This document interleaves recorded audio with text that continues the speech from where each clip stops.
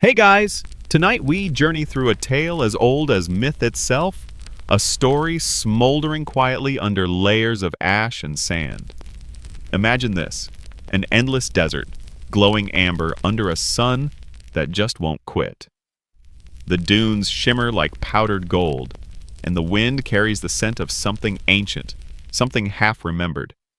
In the center of it all, curled in a smoking heap of scorched cinnamon twigs, lies the ashes of a creature you've definitely heard of, but probably never imagined like this. That's right, the phoenix, just reborn. Or almost. The smoke still dances above it in lazy spirals. No triumphant squawks. No dramatic fireballs. Just a tired little glow. You're standing at the edge of history, but it's yawning instead of roaring. You probably won't survive this. By which I mean you'll be fast asleep before anything remotely exciting happens. Which is sort of the point. So before you get comfortable, take a moment to like the video and subscribe, but only if you genuinely enjoy what I do here. Also, let me know in the comments where you're listening from and what time it is where you are. Now dim the lights, maybe turn on a fan for that soft background hum, and let's ease into tonight's journey together. The phoenix doesn't look like much right now. A heap of scorched fluff. You could mistake it for a burned cushion if it weren't gently pulsing, like a heartbeat buried under sand. You kneel beside it, cautious, though the heat is no longer dangerous. Just warm, comfortably warm. Like an old electric blanket that's been left on too long, but you're too cozy to move. The desert is quiet. Not hauntingly silent. More like the peaceful hush of a room just after everyone's fallen asleep with a movie still playing. Crickets? Nope. Camel bells in the distance? Maybe. But mostly, it's the sound of wind rubbing across dunes, brushing your skin with a sleepy hush hush hush. The phoenix is coming back slowly. This isn't some blockbuster rebirth. No thunderclaps, no flash mobs of gods or choirs of celestial birds. Just a couple of faint twitches. Maybe a spark or two. You wonder, should you do something? Blow on it? Whisper encouragement? Offer snacks? You decide instead to sit. Cross-legged, the sand warm beneath you. You're not entirely sure how you got here, but honestly, questioning time and space feels like effort, and effort is very off-brand for this evening. You glance at the sky, still that same shade of creamy gold pink.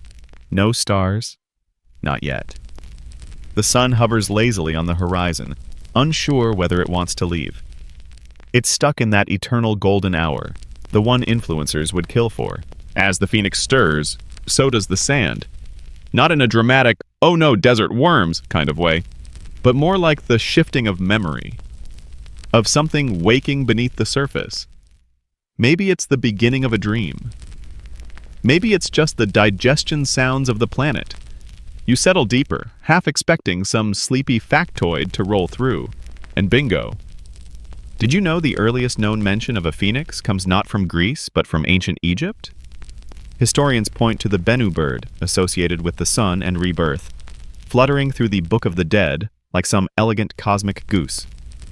Of course, Greek poets later glamorized it with curls of myth and dramatic flair, but the bones of the idea, fiery death and glorious rebirth, were borrowed. As most things were, the Greeks were kind of the remix DJs of antiquity. The phoenix shudders again. A faint glow outlines the arc of its spine. You lean in and catch the scent. Cinnamon? Absolutely. Maybe myrrh. Possibly burnt marshmallow. And just a whisper of something nostalgic, like that scent you can't place but swear was your childhood friend's house. Somewhere nearby, buried half in sand, lies a bronze mirror. You pick it up. It's cracked, dull with age, and etched with symbols that may or may not be runes. You turn it over. Nothing. Still, it feels important, like it's part of this moment. You rest it beside the phoenix. The bird doesn't react, but maybe that's the point. A shadow moves across the dunes. You tense, momentarily worried about something thrilling happening. But relax, it's just a tumbleweed. Rolling with all the menace of a fluffy puppy chasing its tail, you watch it bump a rock and give up entirely. Historians still argue whether the phoenix was a solo legend or if multiple cultures each had their own flammable bird. Some say the Greeks invented theirs after hearing travelers speak of India's fire peacock. Others swear the Persians had a winged creature that bathed in sunrises. Scholars debate this over dusty scrolls and far too much coffee. You, on the other hand, have the luxury of watching it unfold firsthand, though granted at the speed of a Sunday nap. A soft rustling distracts you. The phoenix is shaking off its first layer of ash. A slow-motion stretch, one wing, then the other. Each feather is matte black right now, like charcoal waiting to catch flame. But you see hints of color beneath, shimmering like oil in water. The sand shifts again, revealing a trail. Faint footprints leading from the horizon to where you sit. Yours, presumably, though you don't remember walking. Maybe you floated. Maybe you were carried here on the back of a particularly lazy cloud. Who knows? The phoenix lifts its head, eyes opening like sunrise behind fogged glass. It doesn't speak. Obviously. But the look it gives you is pure you again? Like you've done this before. Maybe you have. Maybe every lifetime you find yourself here watching it begin again. The bird blinks slowly. You blink back, synchronizing like two sleepy kids in a classroom trying not to fall asleep during a lecture on ancient coinage. Spoiler, you both fail. A breeze sighs past, trailing something melodic. You swear you hear a lullaby, no words, just tone, soft as a feather falling onto a pillow. You lean back, letting it wash over you. Somewhere in the sands, a buried temple exhales. Its stones shift slightly, as if remembering something. You feel the echo in your spine. Not alarming, just ancient. The way museums smell. Or that sense when you visit a ruin and swear you're being watched by history itself. A sleepy thought drifts in. Didn't Nero claim to have seen a phoenix?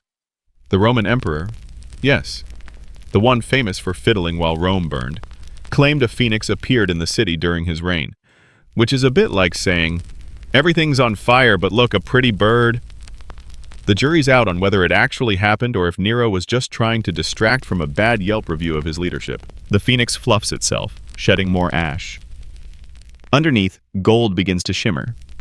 Not bright, not yet, but like a candle that's decided it might try again, eventually. And you yawn. Not from boredom, really, but from the sheer weight of stillness, the comfort of repetition, the hush of myth doing what myth does best, stretching out across time, curling up beside your thoughts, and purring softly until even your worries start to nod off. The bird leans into the warmth of the sand, not ready to rise. Neither are you. And why would you be? The sun's stuck in an eternal lullaby. The breeze keeps singing, and the world outside this desert might as well be paused. Tomorrow, perhaps, the phoenix will fly. Tonight, it snoozes. And you, lucky you, get to snooze right along with it. The phoenix breathes. Slow, almost imperceptible. Each inhale stirs the cinnamon-scented air around you, while the faint crackle of cooling embers punctuates the silence, like lazy punctuation marks. You're still seated, cross-legged, hands buried in warm sand. The bird's head rests gently against a nest that's more ash than twig now. The kind of nest you'd expect a creature of myth to choose, constructed not with twigs and leaves, but with spice and ancient symbolism. It's the cinnamon that stands out. Not the spicy sweetness of your favorite bakery, but something richer, something deeper. You imagine this nest was built by the bird itself before the last collapse layer by layer, with herbs gathered over centuries. A bit of frankincense here, a shaving of aloe there.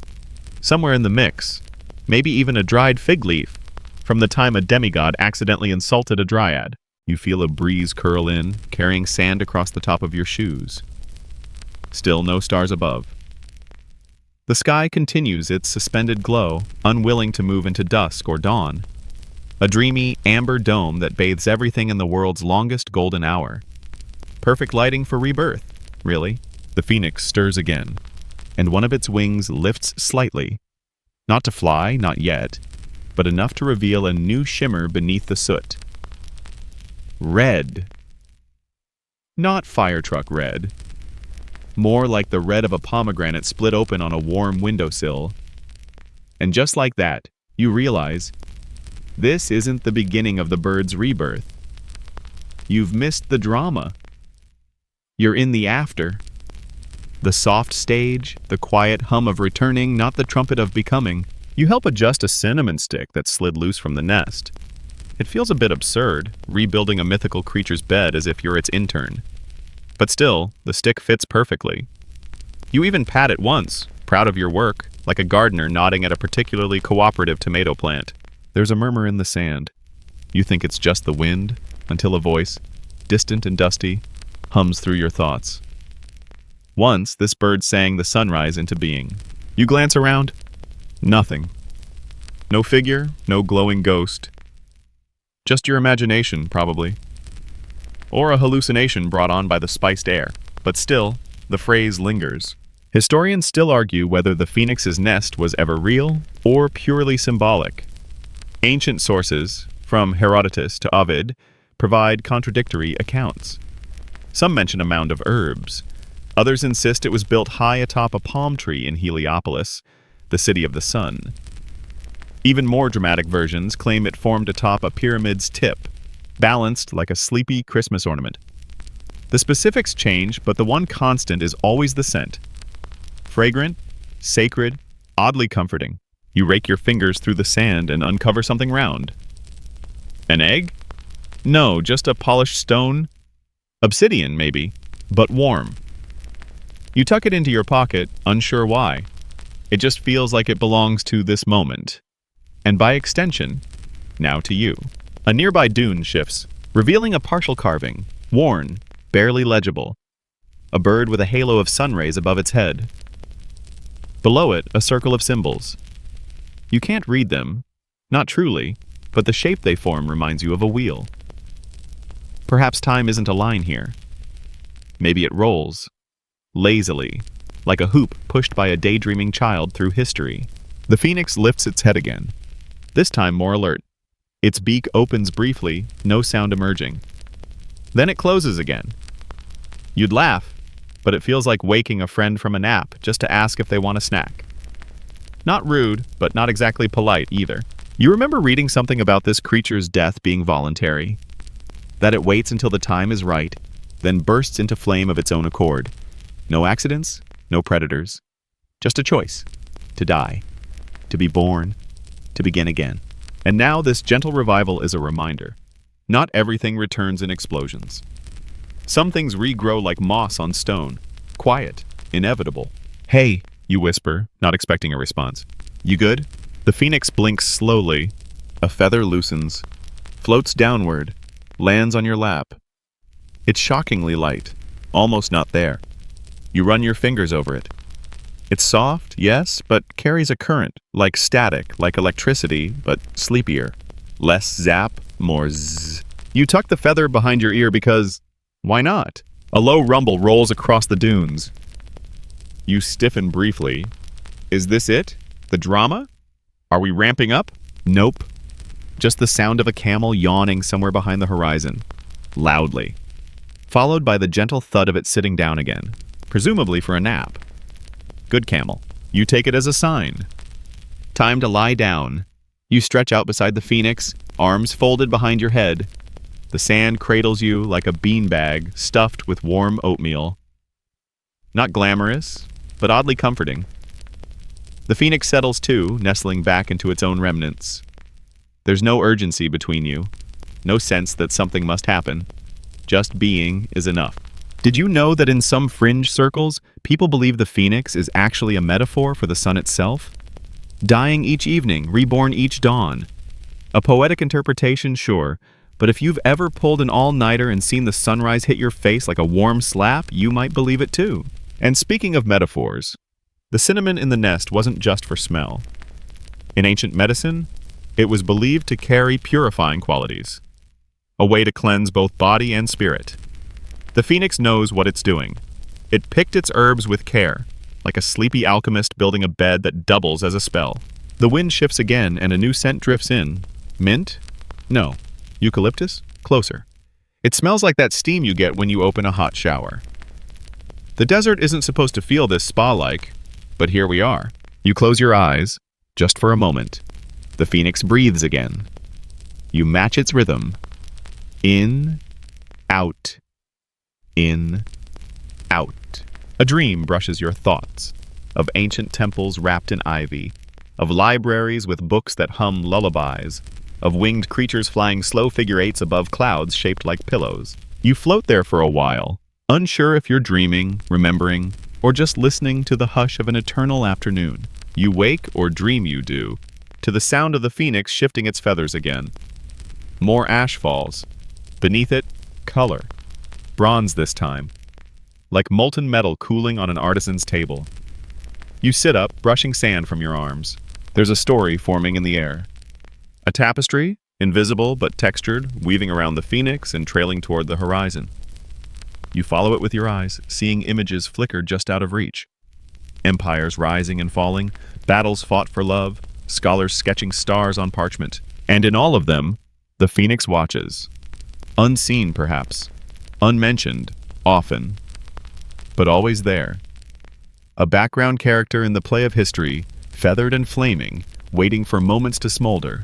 A scholar once theorized that every culture's phoenix dies with the same sigh. That somewhere, whether in China's fengquang, Russia's firebird, or the Arabic anka, there's a thread that ties them together. A shared breath. A mutual flicker of, again? It makes you wonder, has this phoenix lived 1,000 lives, 10,000, more? And how many of them were this quiet? You stand, brushing cinnamon dust from your knees. The phoenix looks at you with what might be curiosity. Or maybe it's just drowsiness. Same. One more shift and the nest reforms. The herbs find each other. The wind helps. It's not magic. It's memory. You reach down and press your palm to the earth beside the phoenix. The sand responds with warmth. A slow thrum, like a heartbeat from below. Like the planet remembering. The bird nestles into the freshly restored nest and closes its eyes. You take that as your cue. You settle again. The sky still painted in honeyed light. The wind still singing a lullaby for no one in particular. The phoenix sleeps. And you? You drift. You open your eyes.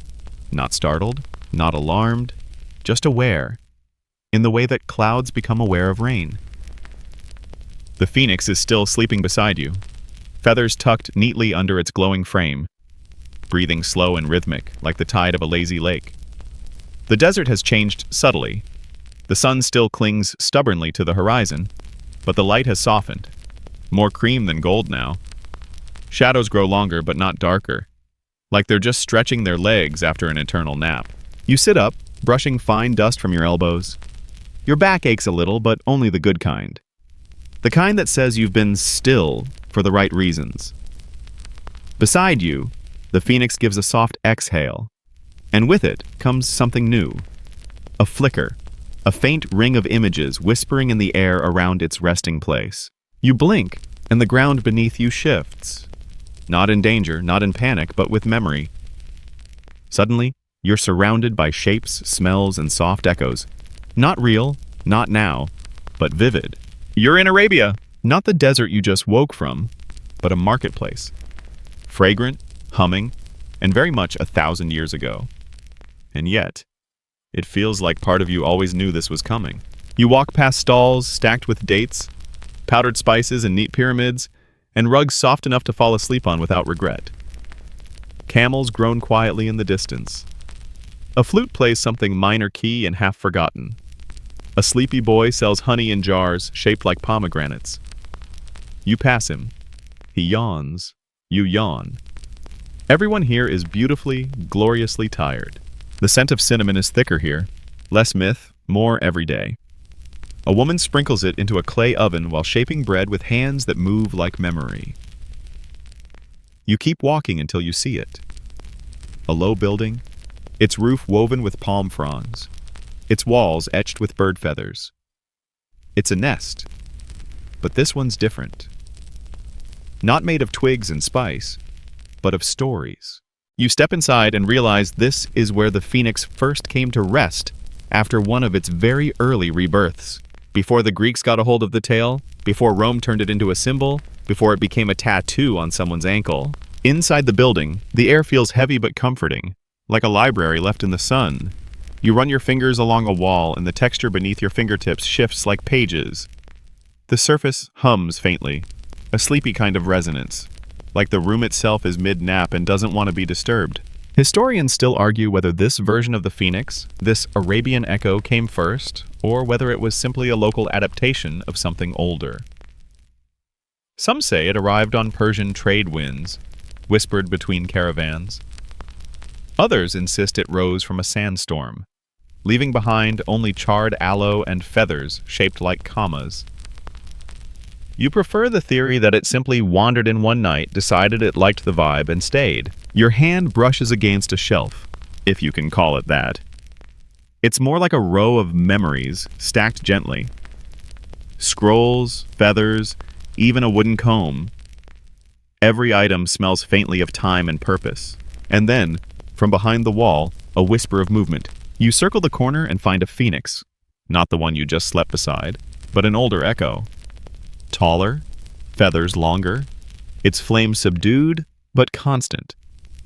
It notices you, blinks, and turns away, like a celebrity at brunch who appreciates your presence but would rather finish their eggs in peace.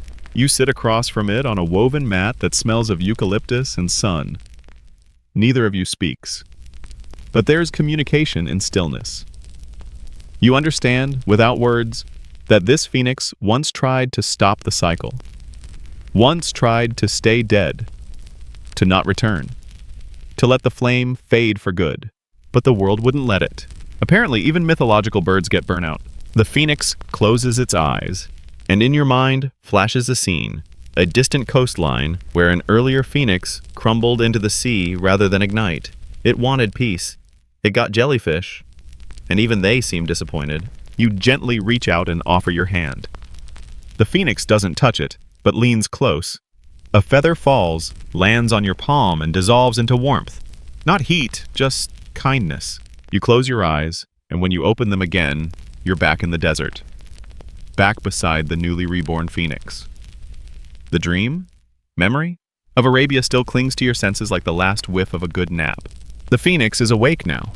Upright. Still not ready to fly, but more present. Its feathers shift, revealing hues of copper and soft green. A color palette you wouldn't expect from fire, but here, perfectly natural. The sand around its nest stirs once more and reveals something strange. A small glass bottle, sealed with wax and marked with a symbol. You recognize it from the wall in Arabia. You pick it up. Inside is a rolled scrap of parchment. You squint at the script. You can't read it, but the ink pulses gently, as if it recognizes you. You tuck the bottle away. Something tells you it's not important yet. It just needs to be cared for now. Did you know that Pliny the Elder, the Roman naturalist, once described the phoenix as no larger than an eagle, with brilliant red and gold plumage? He wasn't convinced it actually existed, of course. Thought it was probably a poetic metaphor, which, for a guy who also wrote about unicorns and cheese-curing rituals, feels a bit hypocritical. The phoenix shifts again, this time stepping out of its nest entirely. Its talons press into the sand, leaving faint impressions, perfect little sunbursts. It doesn't look at you. It's looking west now, towards something. You follow its gaze.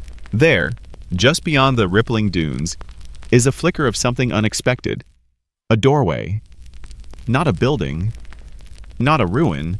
Just a doorway. Freestanding, carved from dark wood and trimmed with copper. It hums faintly, the same way the feather did. The phoenix tilts its head. You take that as your cue. Together, you walk toward the door. No rush. The sand seems to part for your steps, and the wind slows to a murmur. Every step you take feels soft, intentional. Like walking through a poem. The door, when you reach it, has no handle, no sign of hinges, just a smooth surface etched with vines and stars. The phoenix pauses beside you and lets out a breath. Not a cry, not a roar, just breath. And the door opens. Behind it, darkness. Not threatening, though. More like velvet, or the inside of a coat pocket. You step through without hesitation. Inside, it's cool, dim. The scent of the desert fades, replaced by parchment, wood smoke, and rain on stone. You're in a room. High ceilings, shelves upon shelves of books. Maps unfurl themselves lazily. Globes spin just slightly. A candle flickers, though you're not sure where it's coming from. The phoenix enters beside you, feathers now brighter. Its eyes reflect the candlelight in lazy spirals. You sit on a bench shaped like a crescent moon. The phoenix perches nearby. It's calm. You're calm. You pick up a book. Its pages are blank, but when you blink, words appear. Not in your language, but still you understand. It's a memory, not yours. The Phoenix's. A time it flew over Alexandria, past the great library, dropping feathers like footnotes. One of them landed on a philosopher who mistook it for divine inspiration and wrote an entire thesis on the language of shadows. The phoenix chuckles. Yes, chuckles. A slow, raspy sound. You laugh too. The candle flickers lower. You lie back on the bench, the book resting on your chest. The phoenix curls nearby. You don't know what's next, and you don't need to. Right now this room, this warmth, this quiet, is enough. You close your eyes. The phoenix does too. And the story pauses again, just long enough for dreams to catch up. You're still in the room. The ceiling above you stretches higher than it did before, or maybe you've just sunken deeper into the crescent moon bench, as if it's learning your shape. You exhale slowly, and the room exhales with you, like it's been waiting for that signal to soften. The phoenix rests a few feet away, now fully upright, feathers faintly aglow, casting long, lazy shadows on the wooden floor. There's a scent in the air now, something between candle wax and the inside of an old violin case. The candle that had flickered earlier now rests inside a bronze lantern. It sways a little, not from wind, there's none, but from memory. You feel it. The past brushing up against the now, like someone walking past you on a quiet bus ride. You turn your attention to the bookshelves. One catches your eye, not because of its color or binding, but because it's humming. Softly, almost embarrassed to be noticed. You reach for it, fingers brushing the leather spine. The phoenix lifts its head slightly. Watching, you open the book, and this time the pages don't flicker with text, they flicker with feathers. You blink, and now you're standing somewhere else. The bench, the room, the lantern, all gone.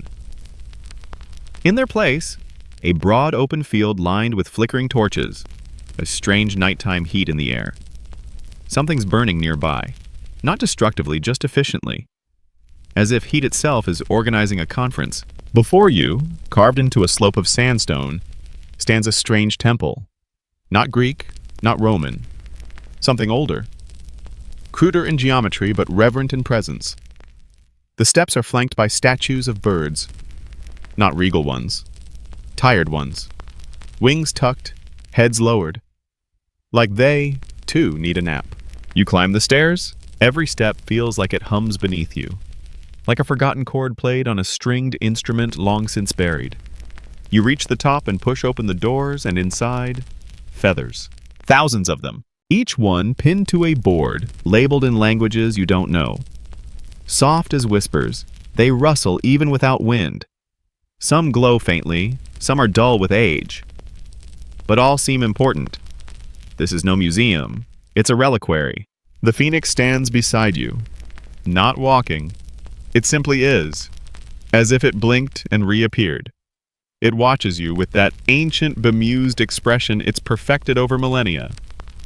You half expect it to ask if you're enjoying the tour. Instead, it dips its head and nudges you forward. You follow a central path that winds through the forest of feathers. Some feel familiar. One, in particular, seems to shimmer with the color of thunderclouds and freshly brewed tea. Another smells exactly like a bakery in winter. You stop before one display that's more elaborate than the others. It holds a single feather, golden but not flashy. Worn, edges slightly frayed. Beneath it, a plaque reads, "Feather of the Firebird. Reclaimed from the court of Ivan the Fool." You smile. Did you know that in Russian folklore there's a creature called the firebird, similar in many ways to the phoenix, but more unpredictable? Its feathers could light a room, yes, but also bring misfortune. Heroes who pursued it often found their quests spiraling into chaos. One poor guy ended up trapped in a conversation with a talking wolf about agricultural policy for 2 weeks. Historians still argue whether the phoenix and firebird share roots or are simply parallel legends. Some suggest that traveling merchants carried stories along the Silk Road, their tales embroidered with each retelling. until flame met frost and gave us both myths. Others think it's coincidence, a universal symbol, like dragons or mothers-in-law. The phoenix watches your reaction, then walks ahead. You follow, passing feathers of every shape and sheen, iridescent, translucent, bristled, braided. One is enclosed in glass, swirling with smoke. Another rests in a bowl of sand, crackling faintly like a campfire, remembering an old joke. Eventually, you reach a chamber near the back, quieter than the rest. If quiet could wear slippers, this would be the sound. Here, feathers are replaced with mirrors. Dozens, maybe hundreds. Tall, round, oval, cracked, perfect. Some fogged, some shattered, just enough to be mysterious. The phoenix steps in front of one, and you follow suit. In the glass, you don't see your face. You see stories. One shows a younger you, sitting beside a candle with a notebook, writing furiously. You can't remember what. Another shows a much older you, laughing with someone over tea. The laughter echoes softly from the mirror like a half-remembered song, and in every single mirror, a feather. Somewhere. Tucked behind an ear, embroidered into a coat dangling from a necklace. Always the same color, pomegranate red. You turn to ask the phoenix about it, but it's already moving again. This time, the door it leads you through isn't grand or ancient. It's simple. Wooden, with a coat hook. On the other side, you find yourself in what appears to be a storage room of history's attic. Not dusty, more cozy clutter. Rolled up maps, old robes, half-burned candles, shelves of folded parchment and boxes labeled in languages lost to time. You find a chest that reads, "Kings Who Wanted to Fly." You open it. Inside, feathers, of course. But also helmets with wings, drawings of rudimentary gliders, and one crumpled note that simply says, "Too windy. We'll try again after lunch." Did you know that the earliest known attempt at flight was by a Greek engineer named Archytas in the 5th century BCE? He supposedly created a wooden dove that could fly short distances using steam power. Whether that's truth or just a proud uncle exaggerating his nephew's science fair entry, who knows? You wander through the room, each object humming gently as you pass. You find a sculpture of Daedalus, father of Icarus, looking not heroic but exhausted, one sandal in hand, staring at a half-finished wing. A feather drifts down from the ceiling, landing on his statue's shoulder. The phoenix watches. It doesn't comment, of course. Just regards all of this, the ambition, the collapse, the rebirth, with patient eyes. Eventually you sit. There's a low stool near a fireplace that crackles with no fuel. Just glow.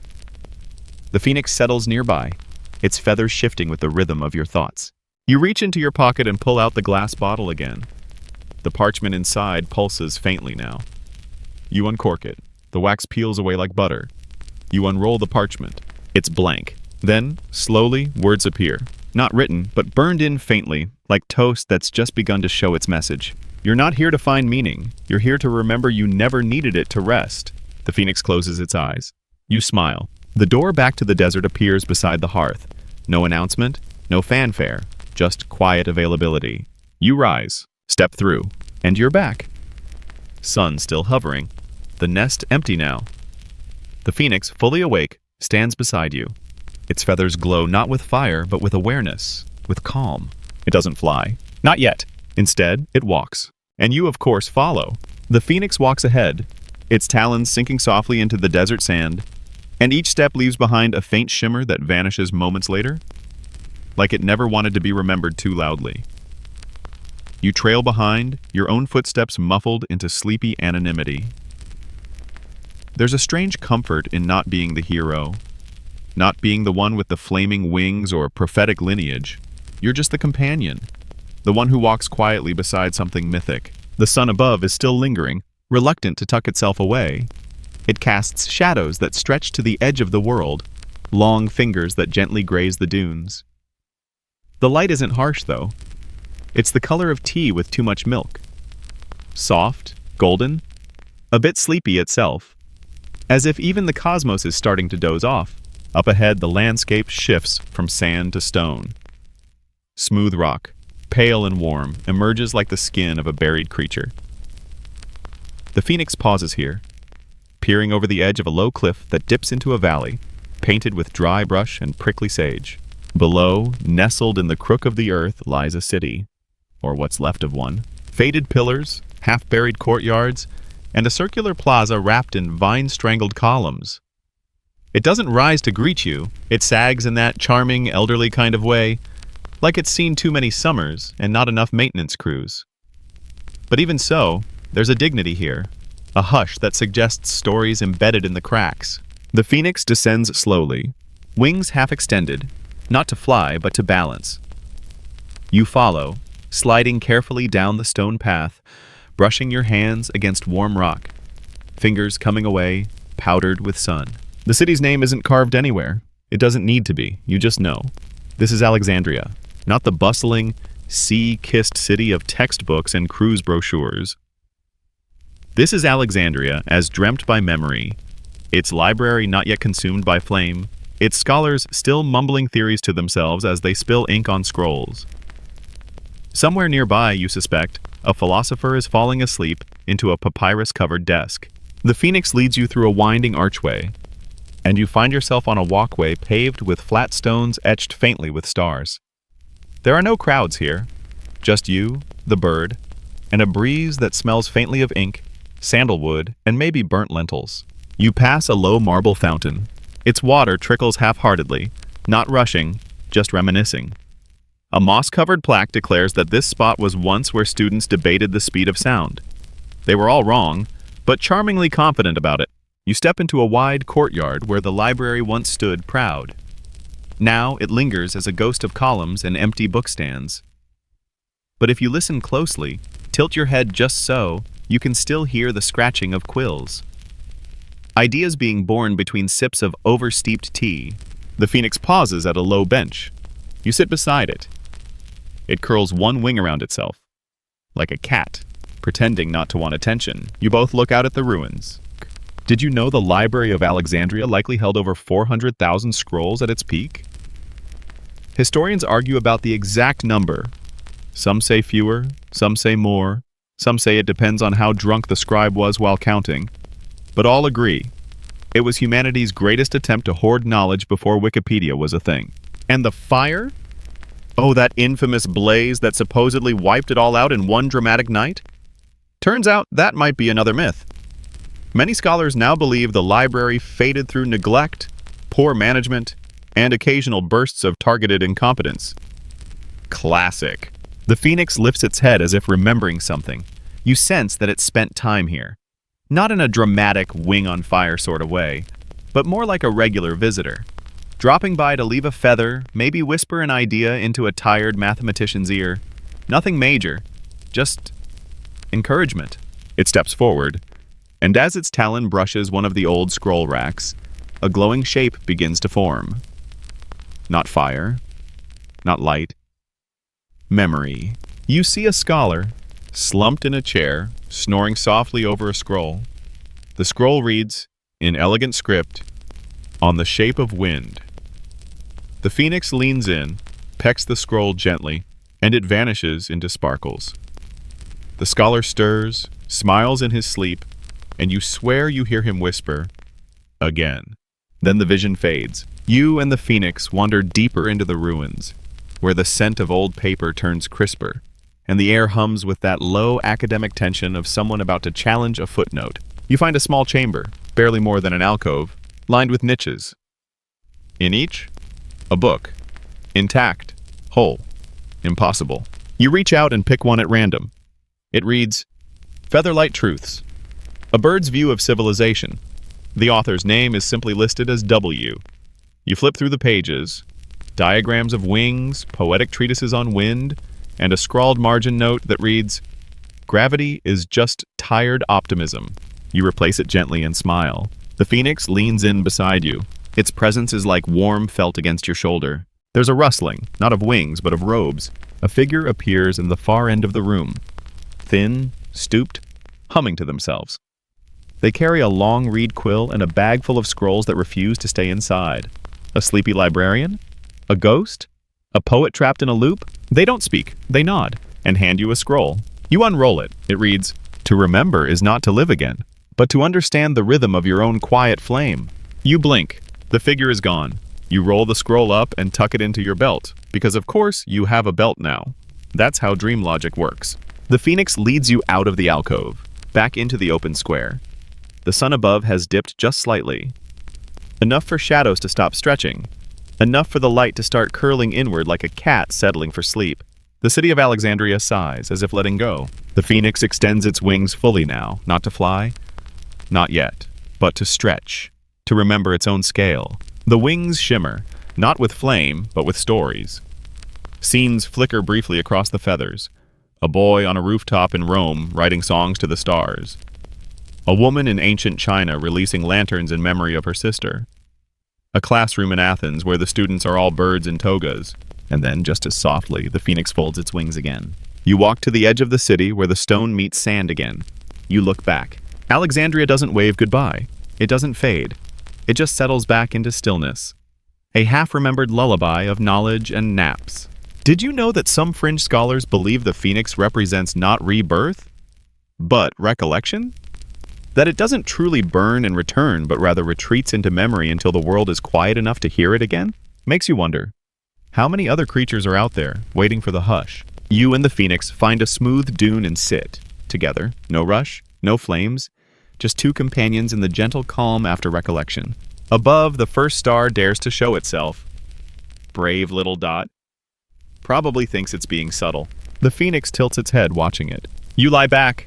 The sand is warm again, like the bench from before. The wind rustles across the dunes with the softness of turned pages. The phoenix curls beside you, and slowly, even the memory of Alexandria begins to drowse. The wind picks up just slightly, just enough to lift a corner of your sleeve and swirl a lazy trail of sand around your boot. You're still reclined against the dune, the phoenix at your side, both of you suspended in the liminal space between story and silence. The sky above is lavender now, brushed with streaks of apricot and violet like a watercolor left out in the rain. It's beautiful and sleepy, like the sky itself forgot what it was supposed to be doing and decided to nap on the job. The phoenix shifts, its wing brushing against your shoulder. There's no urgency in the gesture, just a gentle nudge, as if to say, "You ready for the next bit? Or should we keep lying here until the stars do something interesting?" You get up, eventually. You follow the bird across the slope of the dune, your feet skimming through sand that sounds like distant whispers when disturbed. Ahead, the landscape changes again. No longer desert, not yet forest. A transition zone. The kind of place maps don't bother labeling, but where the world gets soft around the edges. And in the distance, half hidden among olive trees and gnarled fig trunks, stands a low, rounded temple. Delphi, you don't need to be told. You just know. The way you know when a storm is coming or when someone is watching you from across a cafeteria but pretending not to. The oracle lives here, or sleeps here, or something in between.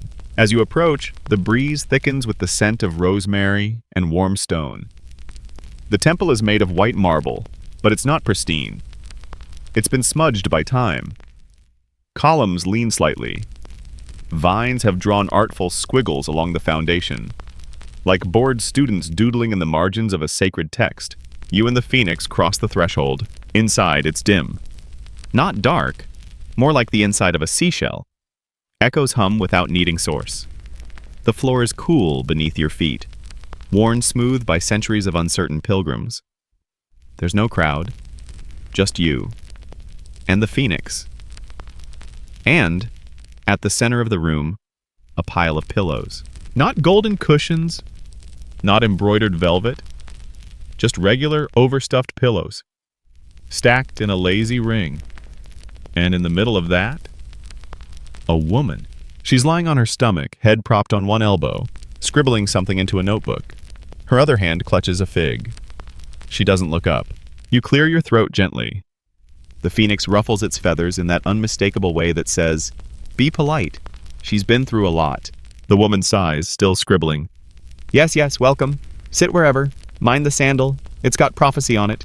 You glance down. There is indeed a sandal sitting near your foot. Carved into the leather are phrases like, "Tomorrow is always later than you think, and beware of goats after sunset." You sit. The oracle finally looks up. She has the eyes of someone who's read too much and slept too little. Her hair is wild in that intentionally unintentional way, and there's a faint smudge of ink on her cheek. "Oh, you brought the feathered one," she says, nodding toward the phoenix. "Good. He owes me tea." The phoenix bows its head solemnly, perhaps guiltily. She throws a cushion at him. It lands with a poof and a tiny puff of spice. You ask her if this is the famed Oracle of Delphi. She shrugs. "One of them. The others took a sabbatical. Something about sacred burnout and a misprinted calendar." She gestures to a small brazier. The flames within flicker purple, then green, then settle into a gentle orange glow. "You're here for something, I assume," she says. You're not sure what to say. The phoenix steps forward, beak lowered, and gently drops a single glowing feather into the brazier. It dissolves with a sigh. The oracle squints into the flame, nods, then flops back onto the pillows. "Okay, so here's what I see," she says. A staircase that doesn't lead anywhere. A river that forgets its own name halfway through. And a pair of sandals that keep walking even after the feet are gone. "You wait," she yawns. "Also, you'll probably dream of goats tonight. Just ignore them. They lie." Did you know that ancient oracles often sat above natural gas vents? That's right. The vapors rising from beneath Delphi were rich with ethylene, a mildly intoxicating substance, which means that many of history's most revered prophecies might have come from someone floating halfway between a nap and a hallucinogenic snack break. Historians still argue whether the oracle truly spoke divine truth, or whether the entire operation was just extremely confident improv. The oracle waves her hand, as if brushing away the need for serious answers. "The future's always shifting anyway," she mumbles. "You look at it too hard, and it gets shy." You nod, unsure if that's deeply wise or completely meaningless. The phoenix seems to agree with both interpretations. The oracle sighs again and sits up straighter. "Anyway, you're not here for futures. You're here to slow down." She points toward a small stone door, half hidden behind a curtain of vines. "Go through there, it's nap time." You rise, thank her quietly. She waves you off with a muttered, "Bring tea next time." Through the door, you find yourself in a small circular chamber, completely empty except for a raised stone basin filled with water. The phoenix steps beside it and looks at you. You approach the basin and peer inside. Instead of your reflection, you see images. Flickering. A candlelit room. A roaring sea. A child building wings from wax and paper. And then, oddly, a quiet orchard, olive trees swaying gently, a goat playing a lyre. You sigh. The oracle was right. The phoenix dips one talon into the water. The images vanish. Replaced now by flame. Not wild, just flickering, soft, in the shape of a spiral. You reach out and touch the surface. For a moment, the room vanishes. You are floating. Not falling, not flying, just floating. A sense of weightlessness, like you're suspended in the breath between moments. All around you, stars, not scattered, organized, like pages in an atlas of the night. Somewhere nearby, a voice, not the oracle's, not the phoenix's, whispers, "You are not where you came from. You are where you are remembered." You turn your head. A bird-shaped constellation winks at you. You blink, and you're back in the stone room. The phoenix leans against you like a tired dog. Together, you exit the chamber and return to the main temple space. The oracle is asleep now, snoring gently, quill still in hand. You leave quietly, the phoenix at your side. Outside, the air is cooler. The sky is shifting again, hints of silver between the lavender clouds. Somewhere in the distance, thunder mumbles like a giant trying to remember his dreams. Did you know the Greeks believed thunder was Zeus's way of communicating without words? Which makes sense.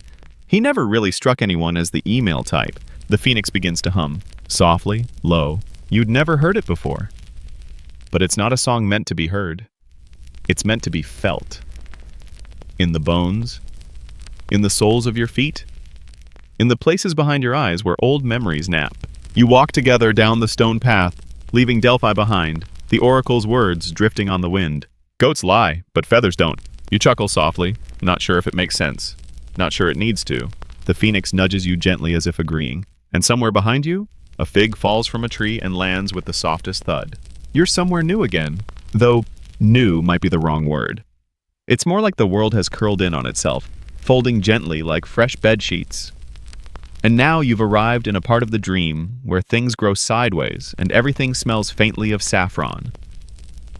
You step forward onto moss, not grass, and it squishes underfoot with that satisfying, spongy sort of give. The phoenix, now brighter than before, glides lazily above you, its wings barely moving. It casts a dappled shadow, one that flickers and dances like it's made of candlelight instead of flight. The trees here are tall, but tired. Their branches sway even though there's no wind, like they're stretching out creaky limbs after a long nap. Leaves the size of pizza boxes flutter to the ground, slow and spiraling, as if gravity here is feeling particularly lazy today. Every few steps, you hear the low arp of something unseen, possibly a very dignified frog. Or a demigod disguised as one, with Greek myths you never really know.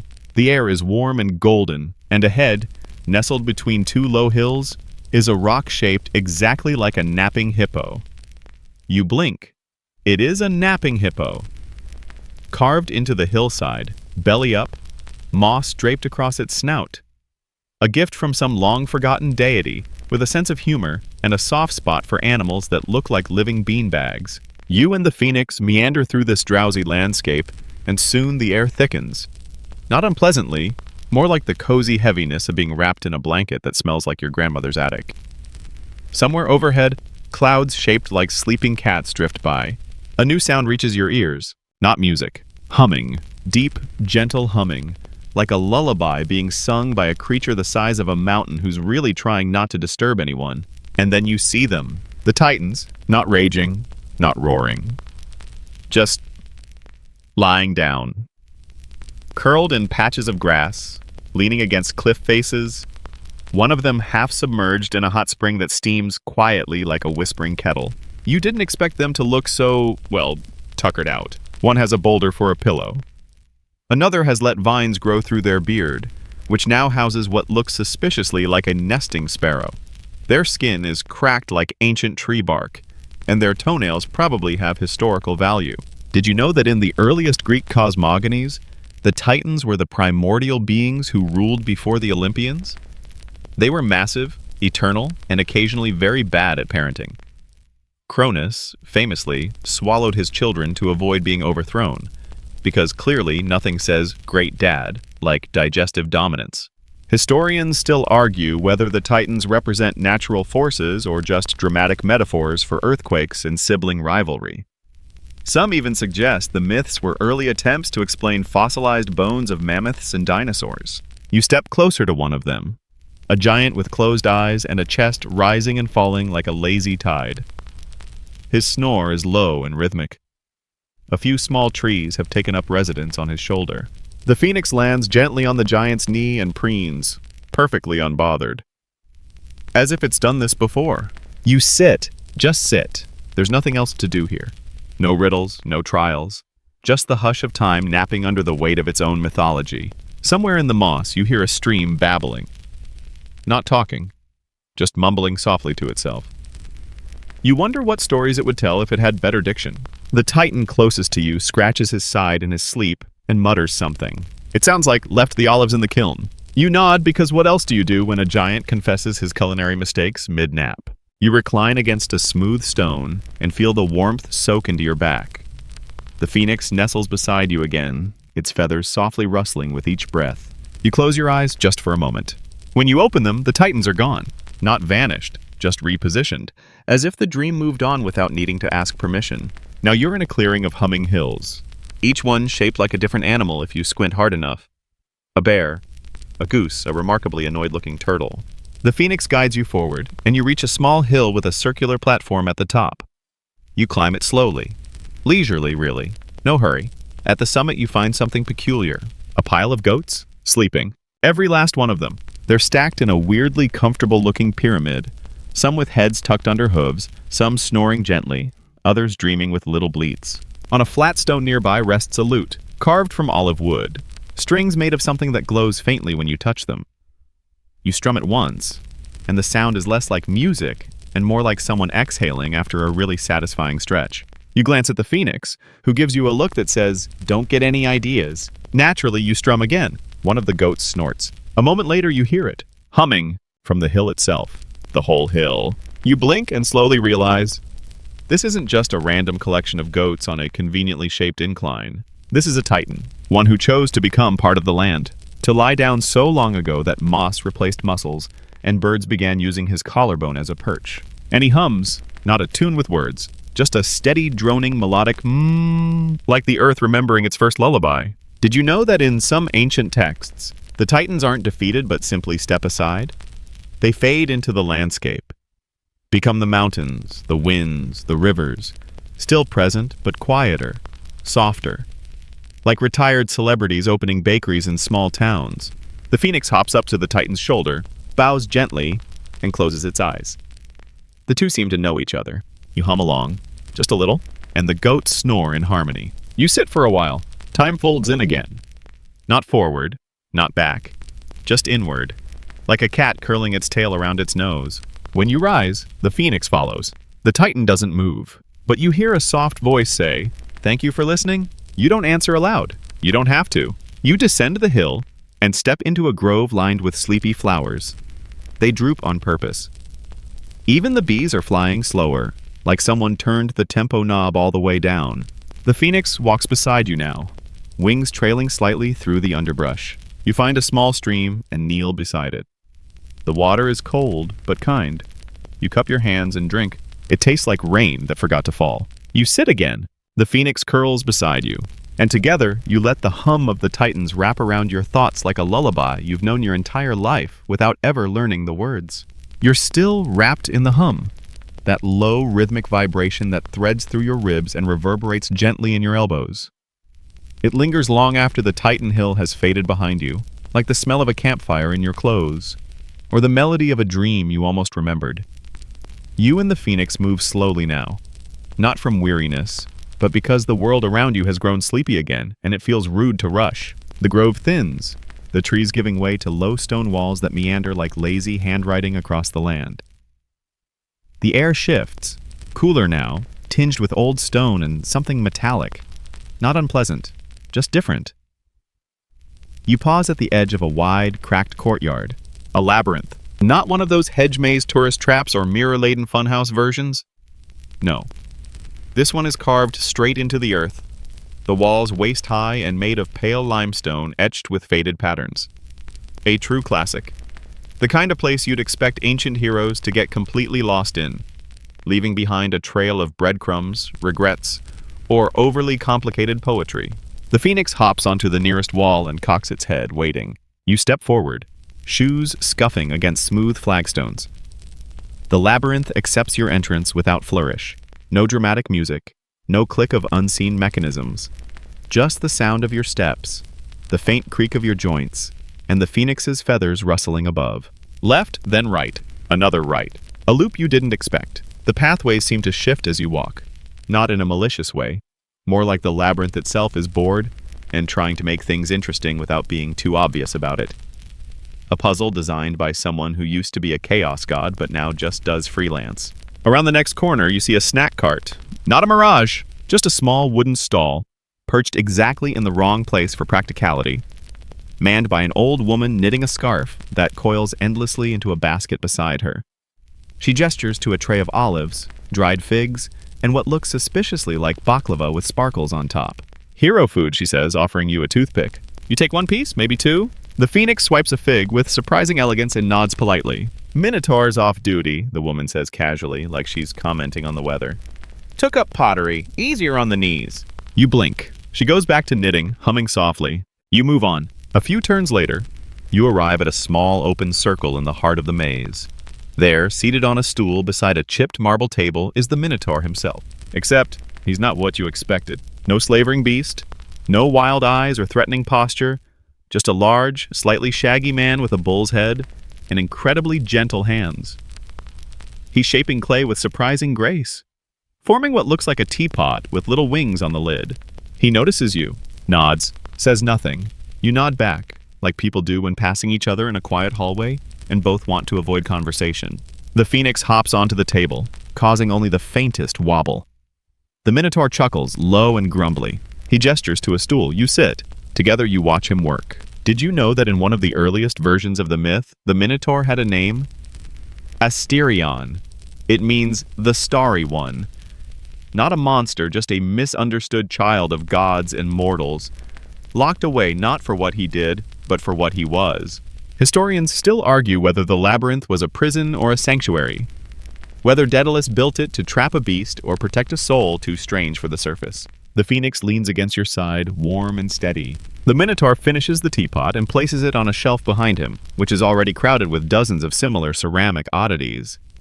Mugs shaped like fish, bowls with tiny stairs on the rim, a butter dish that looks suspiciously like an octopus. He stretches, shoulders cracking, and lets out a sigh that could flatten a tent. Then he looks at you and speaks. "I used to dream of being a pastry chef," he says, voice surprisingly high-pitched. You blink. He nods. "Croissants, mostly. I had this idea for one shaped like a spiral galaxy. Called it the astroissant." You stare. "I was never allowed in the kitchen," he continues. "Too many horns. So I took up pottery. Fewer burn hazards." The phoenix chirps in sympathy. The Minotaur leans back, glancing around the empty labyrinth. "It's not so bad now. Quiet, peaceful. The gods have moved on to flashier myths. I get visitors like you now and then." He reaches beneath the table and pulls out a small clay feather, delicately glazed in fire-colored swirls. "For you," he says, handing it over. "Doesn't do anything. Just looks nice." You accept it reverently. It's cool to the touch, but pulses faintly in your palm. The Minotaur smiles, then gestures vaguely down a side path. "That'll take you out, eventually. Might want to take the left fork where the walls smell like thyme." You stand, nod, thank him. He waves a clay-streaked hand, already reaching for another lump of earth. You and the phoenix follow the indicated path. Sure enough, the walls start to carry a scent. Herbs, sunlight, maybe even lemon zest. The maze begins to unravel gently, its edges less sharp, the turns less secretive. You emerge into a new space. Not a new place, just a continuation. You're in an orchard now, where vines twist into trellises and birds sing sleepy little melodies that sound like someone's ringtone slowed to half speed. The phoenix walks beside you again, feather trailing along the grass. You pass statues of forgotten gods, now adopted by squirrels. One of them is clearly Hermes, but someone's placed a pine cone where his head should be. Artistic reinterpretation, you suppose? At the edge of the orchard stands a lone pedestal. Upon it, a book. Its cover is feathered, literally. Soft to the touch, with pages edged in gold leaf and one faint coffee ring on the back. You open it. Inside, names. Dozens. Hundreds. Written in different scripts, different languages. Some names shimmer, others fade. You find yours. Next to it, a note. "You walked with the phoenix and remembered." You smile. The phoenix taps the page with its beak, and the ink glows gently, sealing something you can't quite explain. You close the book, replace it, and together, you move forward again. The orchard fades. The phoenix begins to hum again. The labyrinth behind you sighs one last time, perhaps in relief, perhaps in thanks, and the story once more drifts softly onward. You're walking uphill now. The climb is gentle, but endless in that dreamy way, where distance folds and unfolds like fabric, and every step feels both momentous and feather-light. The ground beneath you shifts from orchard grass to cobblestones smoothed by centuries of sandals. Somewhere nearby, a bell rings, not urgently, just politely, like it's apologizing for interrupting your thoughts. The phoenix walks beside you in silence. Its feathers have taken on a duskier hue, copper and dusk rose, with an occasional shimmer of deep indigo that wasn't there before. It's not brighter, just more settled. You crest the hill and find yourself at the edge of a plateau. Below, carved into the mountainside like an accidental thought, lies a familiar figure. Sisyphus. He's there, of course. Has to be. But this isn't the myth you read in high school, all sweat and despair. This version of Sisyphus is, well, lounging. He's sitting on the boulder, not behind it, not crushed beneath it, just perched, like someone using it as a recliner. One leg swung lazily over the side, sipping from a clay mug that, if your nose isn't lying, contains mint tea, maybe a splash of honey. He sees you, waves, then leans back against the rock and sighs like a man whose to-do list just got canceled by divine intervention. You approach carefully, not wanting to disrupt whatever alternate universe miracle has bestowed this moment of peace. The phoenix hangs back slightly, talons clicking softly on the stone. "Lovely evening," Sisyphus says, voice calm and dry like a scroll left too close to the hearth. You nod. "Agreeable weather for eternal punishment." He chuckles. "It's my break week." You blink. "You get breaks?" He shrugs. "Not officially. But the boulder and I came to an understanding." He pats it gently. The rock purrs. Not metaphorically. It literally emits a low, satisfied hum like a cat who just remembered its favorite blanket. Sisyphus sips his tea. Turns out even curses get tired. Every few millennia, the gods forget to check in, and I sneak in a little R&R. You sit on a nearby ledge, legs swinging over the edge like you're on a rooftop at golden hour. The view stretches endlessly, valleys glowing with twilight, rivers curling like sleepy handwriting through the land below. A hawk glides silently past. Maybe not a hawk. Possibly a glitched cloud. The phoenix joins you, settling between you and Sisyphus. Funny thing, the boulder pusher continues. After a while, you stop caring whether you reach the top. You just get really good at rolling. He leans forward conspiratorially. I once made it twice in a row without looking down. Felt very athletic. Did you know that in some obscure versions of the myth, Sisyphus wasn't cursed solely for cheating death, but for being annoyingly clever? He tricked Thanatos, convinced Persephone to grant him a pass, and once reportedly yelled at Zeus for not using coasters. Historians still argue whether Sisyphus represents futility, persistence, or just the human tendency to argue with reality even while it's on fire. You ask him if the punishment ever made sense. He laughs. I mean, yeah, for a while.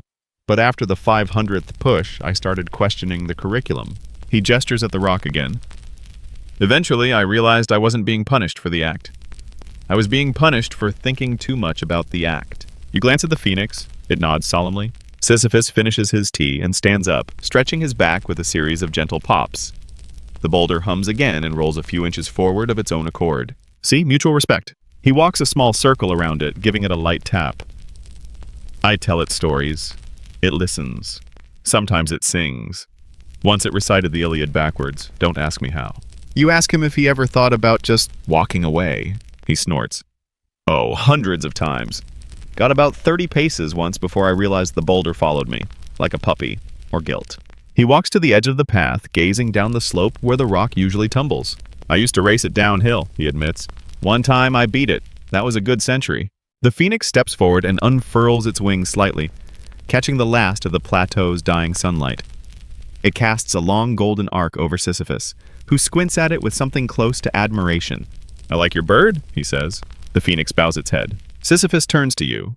You're lucky, you know, getting to walk beside it. Most people only hear the stories secondhand. You're in one. You smile. It's not a boast, just a gentle truth. He sighs again.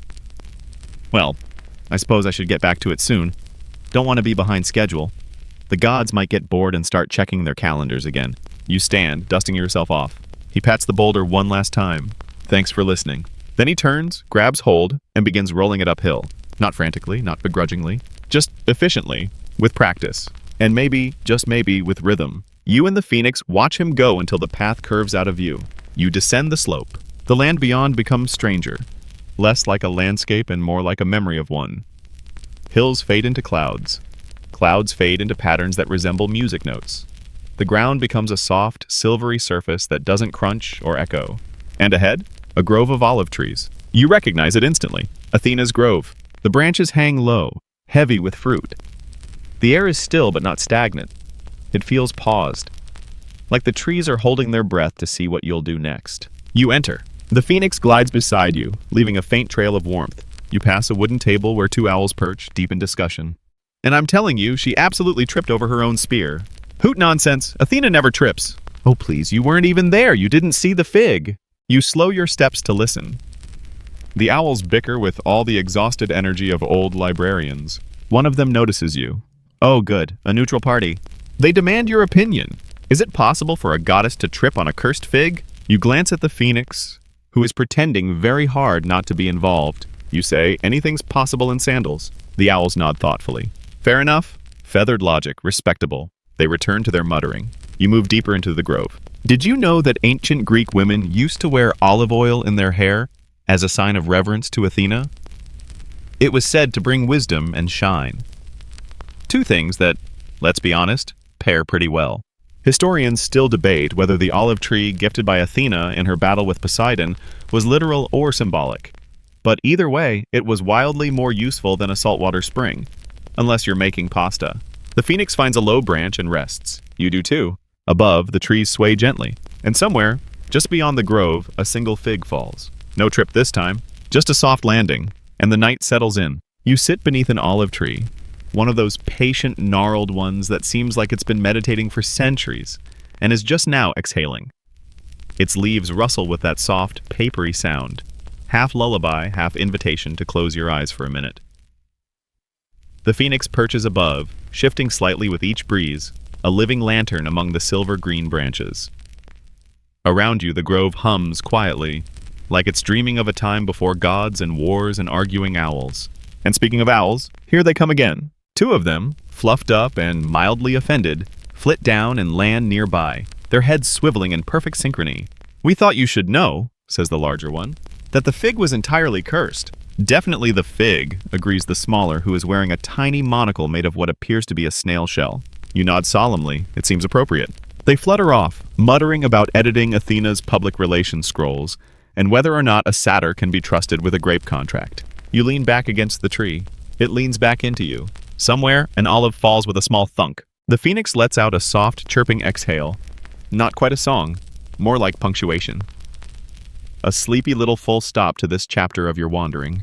But the grove has more to offer. You feel it. There's something ahead, a shift in the rustling, a bend in the path that wasn't there before.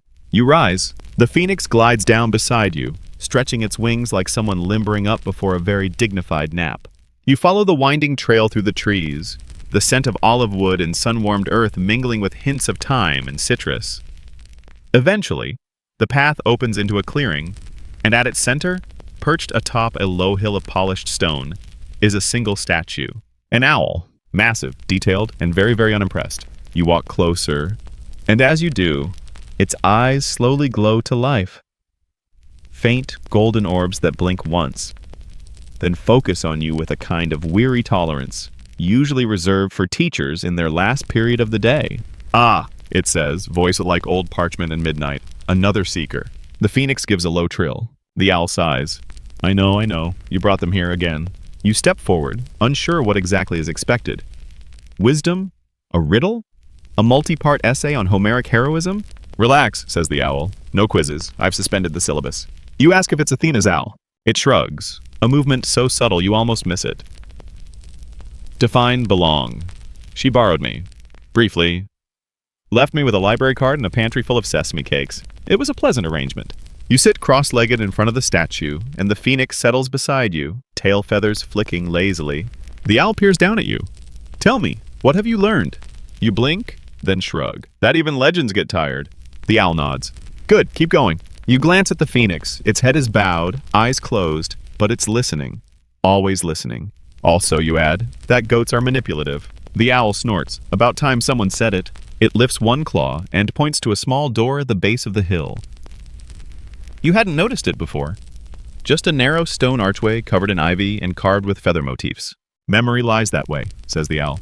"Be gentle. It bruises easily." You approach. The phoenix follows. Inside, the tunnel descends in lazy spirals, each step echoing like a forgotten heartbeat. The walls shimmer faintly, not with torchlight, but with memory. You brush your fingers against the stone and feel warmth, laughter, the taste of honey on warm bread, the sound of someone calling your name from another room. You pause, not because of fear, just reverence. At the bottom, the tunnel opens into a domed chamber, and in the center, a fig tree. Yes, another one. But this one is ancient, trunk twisted with age, roots gripping the floor like a grandmother clutching her handbag on a bumpy carriage ride. The figs glow faintly. Not in a magical way, more like the afterglow of a really excellent nap. Beneath the tree sits a figure, an old donkey, wearing a laurel crown. "Ah," he says, squinting at you. "The phoenix bearer, you're late." You apologize? He waves a hoof. "No matter. Time's elastic down here. I once had tea with a centaur who hadn't been born yet." He gestures for you to sit. You do. The phoenix circles once, then rests beside you. "I was famous once," says the donkey. "Not for my wit, sadly. Just a fig I stepped on that someone decided was divine." You raise an eyebrow. "True story," he nods. Slipped on it, fell into a vat of olive oil, rolled down the hill and accidentally discovered a whole new method of pressing. Did you know that in some rural myths, those strange off-brand versions of Greek stories whispered in quiet villages, there's a tale of a donkey who became wise after swallowing a prophetic seed? Not powerful, not heroic, just very, very good at trivia. Historians still argue whether the tale was meant as satire or if it was just a particularly bold attempt at animal rights advocacy. The donkey coughs lightly. Anyway, you're not here for me. You're here for that. He points a hoof to a low stone altar behind the tree. Upon it, a bowl of glowing water, and beside it, a mirror shaped like a feather. You approach slowly. The phoenix watches you closely now. You look into the bowl. Images. Yourself. The past. Moments you'd forgotten. Good ones. Small ones. The kind of memories that aren't grand enough for stories, but somehow stitch your soul together. A smile. A stray feather caught in your scarf. A candle flickering during a storm. You lift the mirror. You don't see yourself. You see the phoenix? Not just this one, but all of them. Layers, eras, lives, and always the same eyes. The donkey speaks softly behind you. We don't carry the phoenix because it is bright. We carry it because it reminds us that burning doesn't mean ending. The phoenix steps forward and presses its beak gently to the mirror. The light flares, not in a blinding burst, but like 1,000 tiny candles lighting in sequence. And then, quiet. You're back in the grove. The tree is still there, but the donkey is gone. In his place, a laurel crown and one perfectly unbruised fig. The phoenix nibbles at it politely. You smile. You lie back again, eyes tracing the spaces between olive branches. Above, owls gossip in low murmurs about which constellation is most pretentious. The phoenix hums again, low, musical, ancient. And all around you, the trees sway with the ease of someone who's been holding up the sky for a while and just got permission to lean a little. You wake, or drift, into the next moment like mist curling through a window. The phoenix is walking again, unhurried as always, and you follow. The olive grove thins behind you, replaced by breeze-whipped grasses and occasional tufts of pink wildflowers that nod politely as you pass. The path leads downhill now, the light shifting to that soft, early evening blue, not quite dusk, just the warm-up act, dusk. Just, the wind changes, grows saltier. You taste it before you hear it. Waves in the distance, slow and rhythmic, like a giant stirring in its sleep. The phoenix raises its head, not alarmed, just expectant. You reach the cliff edge, and below you, an island. Craggy, sea-worn, framed by sharp rocks and curling sea foam. A long wooden pier stretches out into the water like a finger pointing nowhere in particular. The island hums faintly, though you can't tell if it's the waves or something else. It's shaped like a comma, a pause in the sea. Fitting. Because this island, it belongs to the sirens. You sigh. Not because of danger, but because this part of the myth gets so much press. Sailors crashing into rocks. Songs too irresistible to ignore. Odysseus tying himself to the mast like some melodramatic drama kid with performance anxiety. The sirens, in those versions, are always dangerous, seductive, hungry. But when you and the phoenix step onto the creaky boat waiting at the cliff's edge, you already know something's changed. The boat doesn't have a sail. It's powered by the gentle push of story itself. You drift quietly toward the island, the water beneath you whispering like pages being turned slowly. As you approach, you hear it. Music. Sort of. Elevator music. Not metaphorically. Actual sleepy synth pop wafting out from a shell-shaped speaker mounted on a driftwood pole. It's soft, off-key, and playing a version of Stairway to Heaven that's clearly being hummed by someone who never learned the lyrics and gave up halfway. You land at the dock and step off onto smooth stones.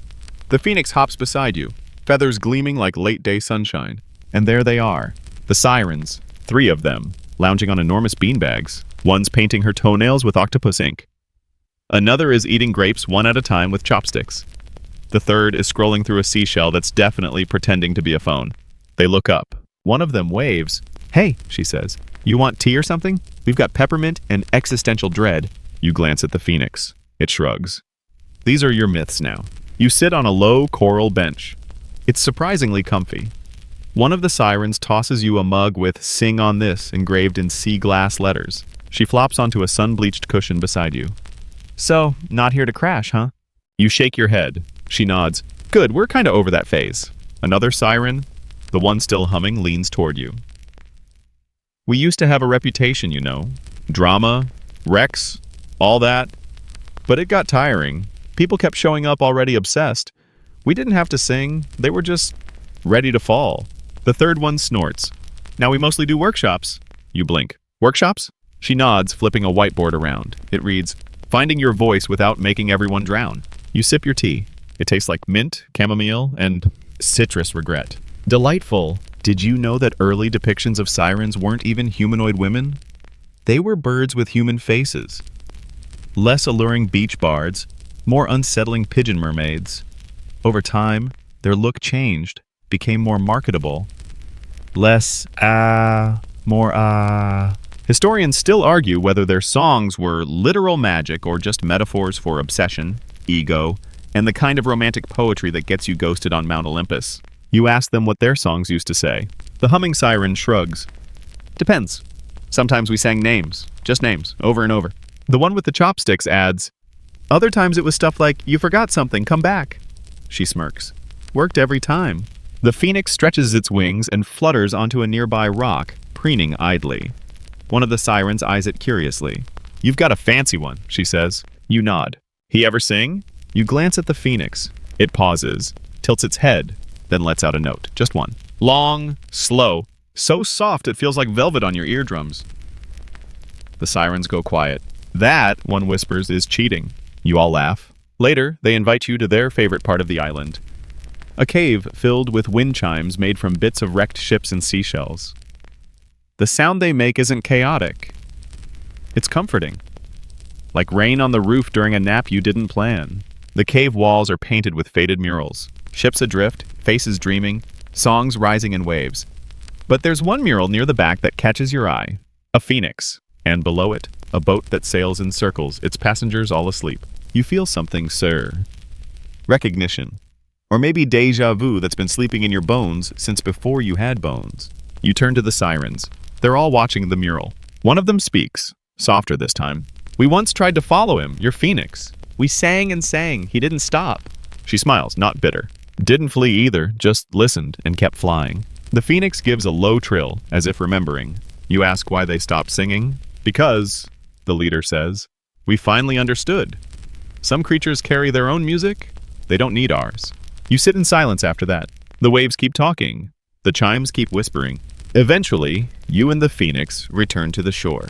The boat waits. The sirens wave you off, one still holding her seashell phone, humming something that sounds suspiciously like a lullaby version of Bohemian Rhapsody. You sail back slowly. As you reach the shore, the phoenix leaps from the boat, leaving faint glowing footprints on the sand. You step onto land once more, the music fading behind you. But one note lingers, the one the phoenix sang. You hum it to yourself. The wind catches it, and the world listens. The cliffs rise behind you like yawns of the earth, curved and softened by time. The phoenix walks ahead, wings trailing in the sand, leaving delicate grooves that glow faintly before fading into ordinary again. The siren's island grows smaller in the distance, now just a comma against the sea. You hum their off-tune lullaby under your breath. It stays with you, the way soft songs do, looping when you don't mean to, like your brain decided it needed background music for whatever comes next. And what comes next smells swampy. You smell it before you see it.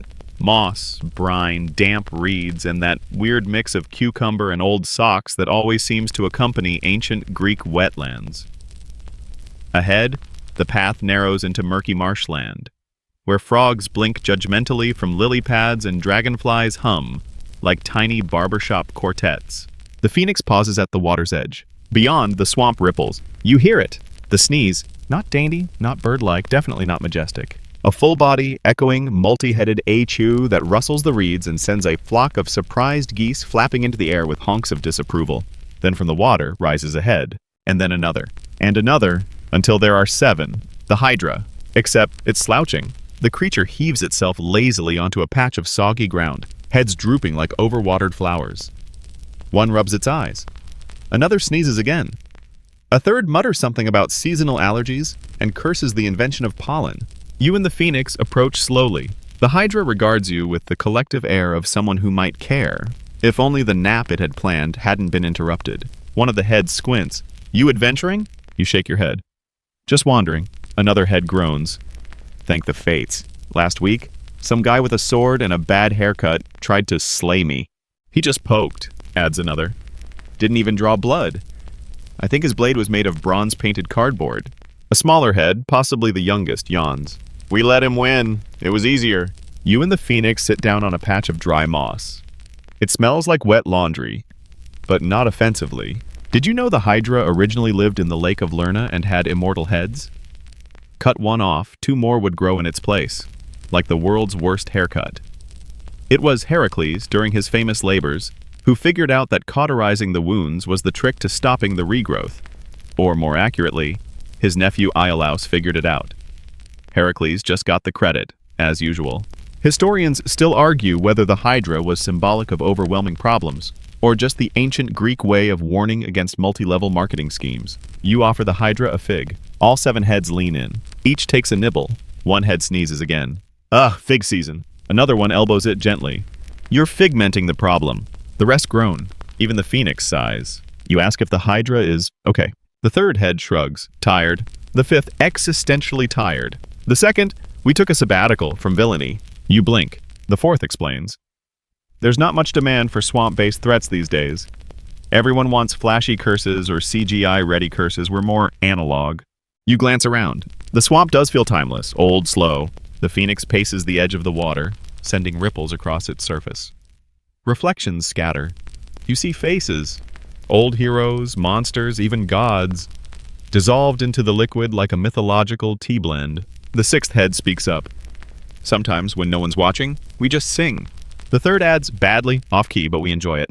They demonstrate. It's terrible. Beautifully terrible. All 7 heads belt out a chorus of something that vaguely resembles a lullaby, but warps into a hymn to swamp sludge halfway through. You and the phoenix clap politely. The Hydra bows with dramatic flair, causing a family of frogs to evacuate a nearby log. Encore? The youngest asks. The oldest head groans. Let them live, please. You ask what they do all day now. Mostly float, says one. Sometimes knit, says another. One head slinks underwater and resurfaces with a tangled scarf.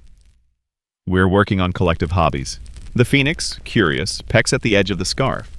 It glows briefly, then adjusts its own feathers as if inspired. A silence settles, long and sticky and surprisingly peaceful. The kind of silence that only swamps can do properly, where everything slows just enough to make the sound of your own breath feel like conversation. You lie back against the moss. Above, the sky is gray, not gloomy, just low and soft, like a giant sweater pulled across the world. The reeds whisper. A heron struts somewhere off-screen. The phoenix curls beside you. And the Hydra? It begins humming again. No words, just vibration. A melody older than temples, older than teeth. A song not meant to lure or fight, just to exist. You fall asleep briefly, or maybe longer. Time doesn't count here. It shuffles in circles and naps in corners. When you wake, one of the Hydra's heads is balancing a snail on its snout and narrating an epic quest about it traveling to the far kingdom of that other rock. The snail appears unimpressed. You stand slowly. The phoenix stretches its wings, lets out a lazy paw of warmth, and nudges your side. It's time. You nod. The Hydra waves you off. One of the heads calls after you. Tell the Minotaur we want our teapot back. You and the phoenix follow a crooked trail out of the marsh. It glows faintly under your feet. The reeds part. The swamp watches you go, not with regret, just the kind of fondness reserved for people who didn't ask too many questions or throw spears. Did you know some versions of the myth say the Hydra wasn't slain, just relocated? That it found a new swamp and took up poetry? That it's still composing haikus about mold? Probably apocryphal. But today, it felt real. As the ground dries beneath you and the breeze picks up, you hear it one more time. That clumsy, off-key melody, echoing gently through the cattails, lulling the world back to sleep. The wind carries you forward now, your steps light and slow as if your body's been rewired to move only at bedtime speed. The marsh fades behind you, its songs muffled by the soft rustle of tall grass and dry reeds. The phoenix flies low, wings slicing the air like soft knives through butter, its glow dimmer but steadier. There's a hush to the landscape ahead, a different kind of silence than before. This one is heavier, still, like velvet draped over a secret. You follow a winding path of ash-gray stones. They don't crunch. They murmur. You'd almost swear they say things like careful and slow and yes, this way. There's no bird song here. No frog chorus. Just the wind, low and whispery, and the sound of your own breath. The phoenix lands beside you, talons clicking softly. Up ahead, a dark shape waits. A structure. No, just an opening. A porch. It's a porch. A wide, low, forgotten one. Half sunken into the hill, like the world got lazy while building it. Moss grows over the wooden posts. The roof sags slightly, as if it hasn't had a reason to straighten up in years. A ceramic mug sits on the railing, abandoned but unbroken. Something about it feels so ordinary, it loops back around to profound. This, you realize, is Hades' porch. Not the grand palace of obsidian and doom from myths. Not the flaming chasm or looming throne or Cerberus on a chain tableau. No, this is where he probably sits after the paperwork is done. Where he takes off his sandals, rubs his temples, and wonders why no one ever leaves a thank you note for safe passage. The phoenix hops onto the porch first, head cocked respectfully.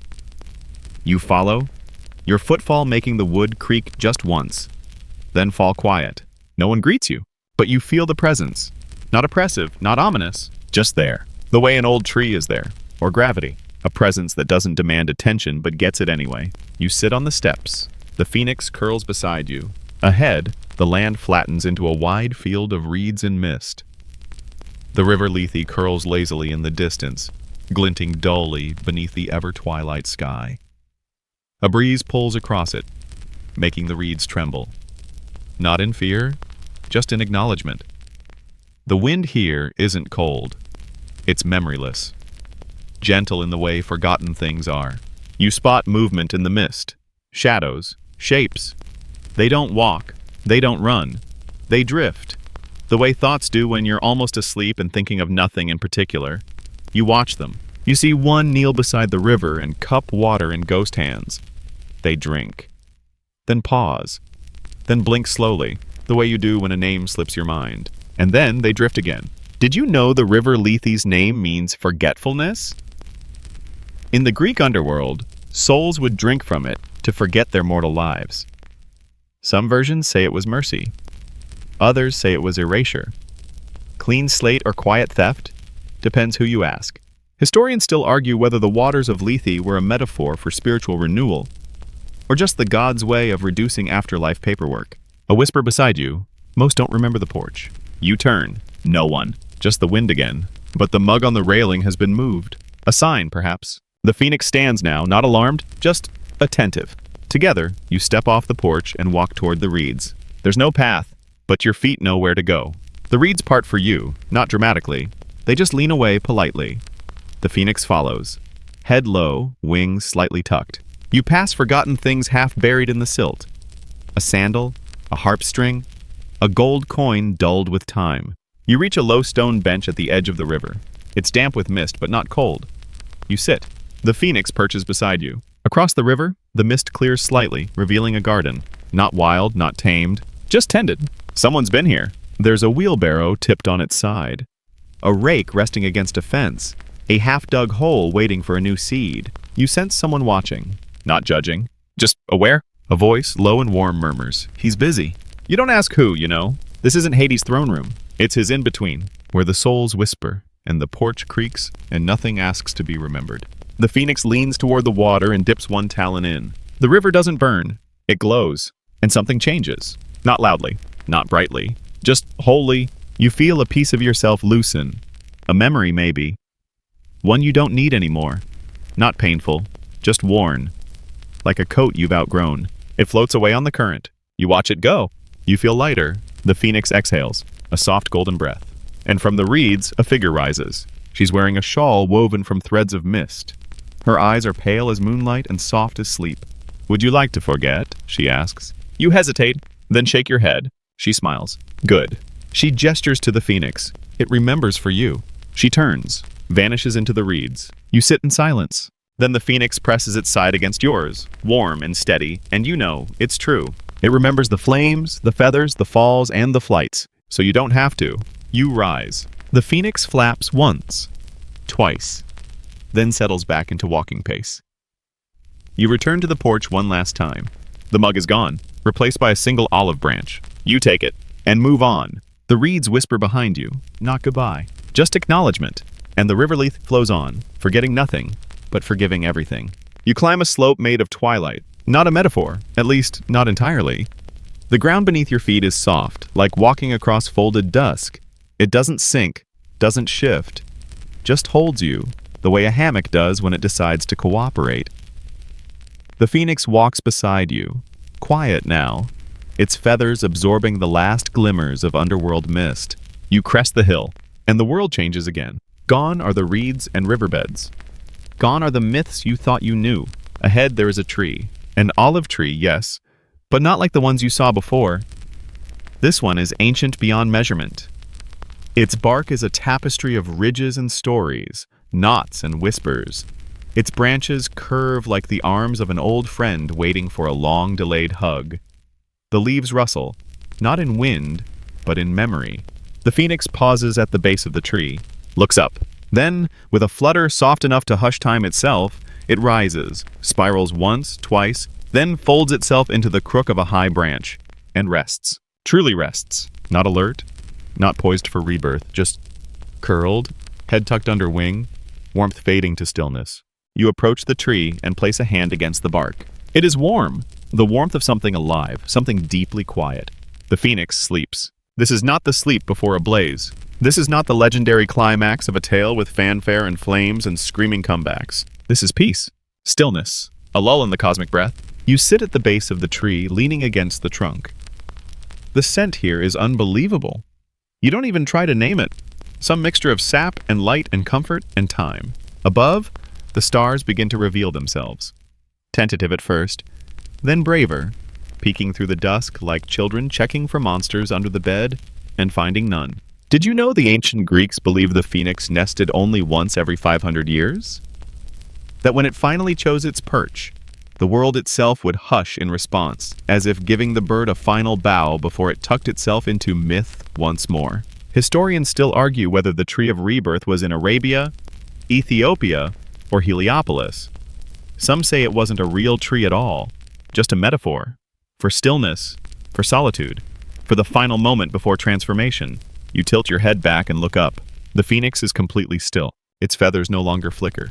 They glow, gently, like embers left in a fireplace after the flames have gone but before the cold has claimed them. You hear something above you. Whispers, not words. Leaves, whispering to one another, to the bird, to you. You close your eyes and listen. They tell stories. They speak of the bird's first rise, back when the world still crackled with newness and the sea hadn't quite agreed on its final shape. They speak of wars it passed over, of cities born and crumbled, of poets who glimpsed its trail and were never quite the same.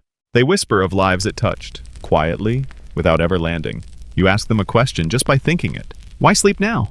They answer with a breeze. Because even fire needs rest. The phoenix shifts slightly, a feather drops. It floats down toward you, slow and spiraling, until it lands softly in your lap. It's cool. It shouldn't be, but it is. You pick it up. It hums faintly against your palm. And suddenly you're flooded with images. Not memories exactly, but echoes. Places you've been in dreams. Feelings you haven't had since childhood. The texture of your first blanket. The weight of a cat on your chest during a thunderstorm.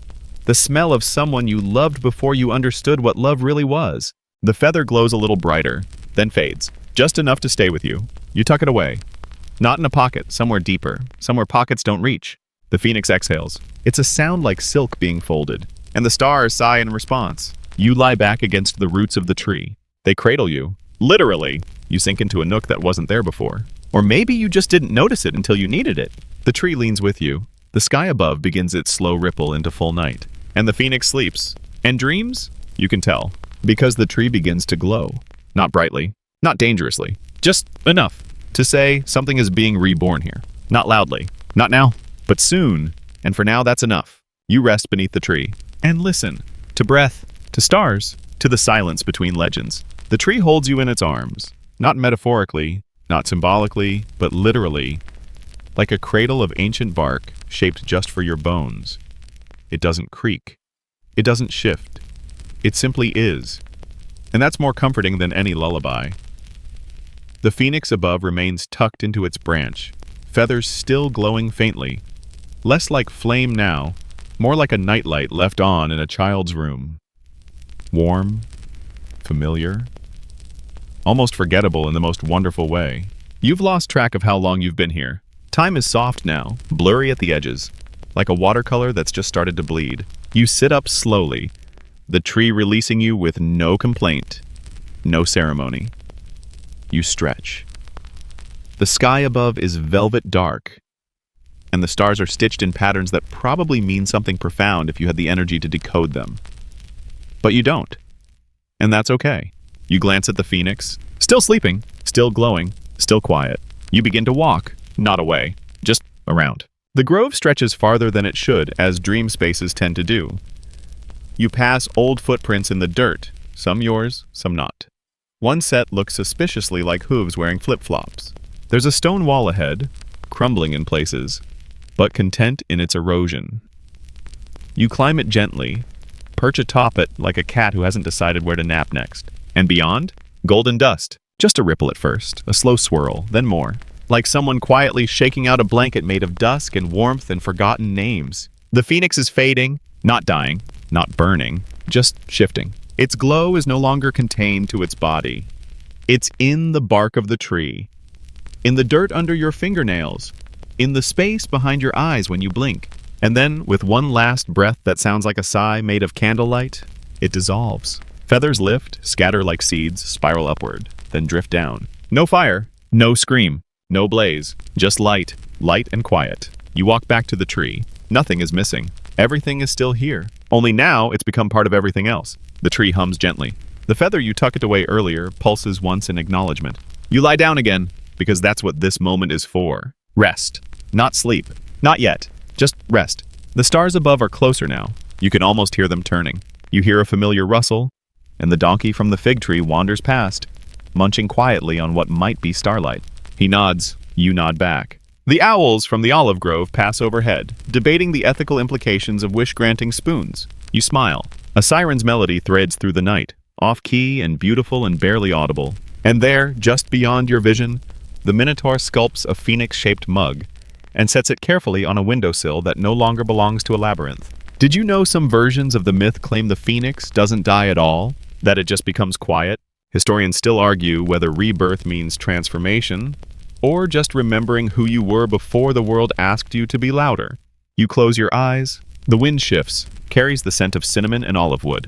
A fig falls somewhere, softly. And above, in the branches, a single feather begins to glow again. Not for now, but for later, when the world needs warmth, when a story needs starting, when a quiet night waits to become morning. And now, as the final shimmer of dust settles into the leaves, the world begins to slow even further. The tree above, wide and wise, leans just slightly over you. Not for protection, not for shelter. But in that gentle way, a parent tucks the blanket in just a little tighter when they think you're already asleep. The stars, too, seem to shift into place. Not to impress you, not to spell anything grand, just to be near. To glow where they're needed and rest where they're not. There are no more questions, no more riddles, no more sneezes from sleepy monsters or gossiping owls or goats with attitude. Only breath, only hush, only this. You walked with a phoenix. Not to chase fire, but to follow silence. Not to find answers, but to let the questions soften at the edges. Not to fight monsters, but to nap beside them. And now the phoenix is gone, but not really. It's in the hum of the earth beneath you, in the warmth tucked into the corners of your own thoughts. In the soft exhale you didn't notice you were holding. You did not witness a rebirth. You became part of it. So let your body sink deeper now. Let your jaw unclench. Let your shoulders settle like sand. Let the stars above dim just slightly, and the dream behind your eyes curl in like petals at dusk. The story has ended, but you are only just beginning to rest.